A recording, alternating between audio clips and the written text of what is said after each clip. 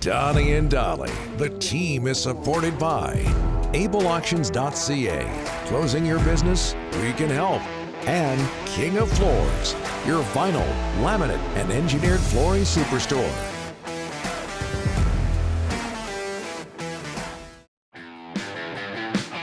It is Wednesday, and all of our guests today are sponsored by the O's marketing team at Royal LePage.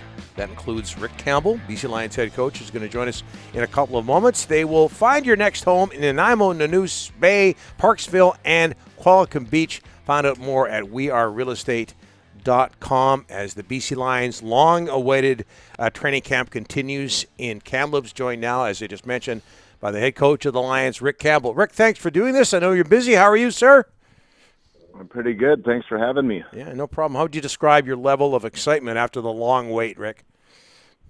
Very excited. It's been kind of emotional. Been one of those deals where you realize how much you miss football and the jobs we've been doing. So hitting the field was really good. And then you can really feel the atmosphere and the excitement of the players and coaches and everybody of just getting back out on the field and competing and doing that. So that's been it's been good for all of us to get back on the field, that's for sure. People who follow the CFL, follow sports in Canada, know all about the Saskatchewan situation. Rick, how intense can your practices be given everyone's time away from the game?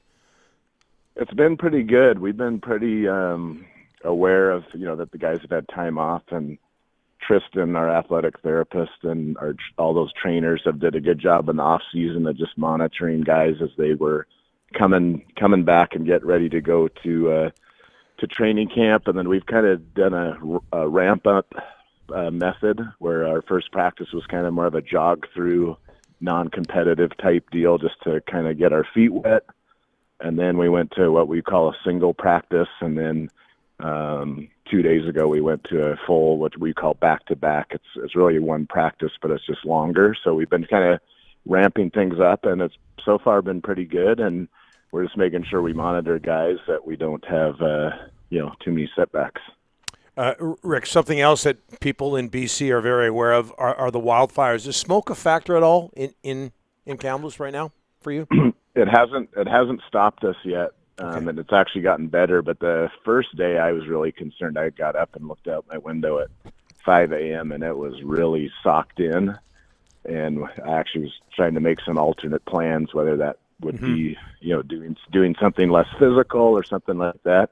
But it actually cleared up when you get a breeze. And then last night and today's actually been the best it's been up here. So Tristan, you're hearing a lot about that. Our athletic therapist monitors the levels and stuff, and we just make sure we're not doing anything unhealthy. But it's a nice day in Kamloops today, so I think we'll get another good day in. Hey, Rick, no preseason games. You're going to have 3 scrimmages, but tell us how tough that is from a coach's perspective with no preseason games. It's different, obviously, so not what we're used to. I think the biggest difference is for the young guys is the preseason is usually used, the games, for evaluating particularly new guys. So that's the biggest difference, is we're going to have to do a really good job of evaluating and making sure we're not missing out on a good player that's new to us and new to the CFL. And then our scrimmages are more about making sure that we can function in a game-like scenario. So when we do these scrimmages, we're going to do things with, no coaches on the field. We're calling plays. We're substituting people in and out and doing all the things you need to do to function in a normal game scenario. So we're going to do that 3 times to make sure we're, competent and doing all those things from a logistical point of view so that we're comfortable with it, so then we can just go out and play fast. Rick, we all know the quarterback's going to be Mike Riley. Who's going to be the backup? And included in there is Victoria native Nathan Rourke. Yeah, so it's going to be a good battle. There's you mentioned Nathan Rourke, who we drafted, I guess it's 2 years ago now, but he's a really promising guy. I know people are always interested in the Canadian quarterbacks, and I think he's as good a prospect as there's been in a long time. So he'll have every opportunity to get in there to compete. Will Arndt's another guy that has been with Ottawa, and so he has CFL experience, and he's a younger guy that shows a lot of promising signs. So he's right in the mix. And then we have 2 new American guys that are brand new to the CFL that are competing as well. So pretty impressed so far with the QBs, and they're all pretty mobile. They can move around and stuff. So, it's so far so good. It's early, but we're going to have to make some tough decisions, in the coming days, and for sure by next week of start paring it down so that we get, the top 3 guys as many reps as possible. Talking with Rick Campbell. Hey, Rick, you talk about evaluating. How worried are you about making a mistake when it comes to evaluating? Because practices are one thing, scrimmages are another, real games are a whole other thing. What about that?